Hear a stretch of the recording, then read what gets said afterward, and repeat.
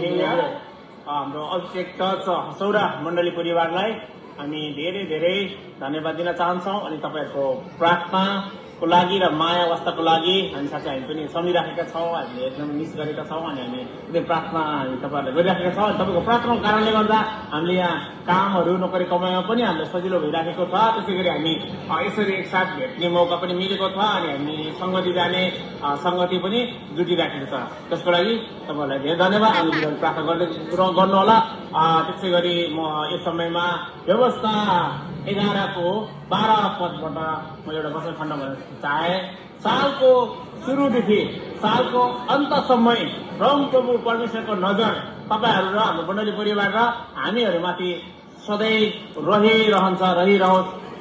परमेश्वरले हामी सबैलाई आशिष दिनुभएको होस्। जय मसीह। Happy new year. Abhishek Hasaura सबैलाई। आदरणीय गुरुबुवा गुरुआमा, मेरो आमा बुवा दाजुभाइ दिदी बहिनीहरूमा मेरो अभिवादन जय मसीह। म आशा गर्दछु यहाँ सबैजना आरामै हुनुहुन्छ र एकदमै हर्षोल्लासको साथमा नयाँ वर्षलाई मनाउँदै हुनुहुन्छ भनिकन मेरो प्यारो भाइ बहिनी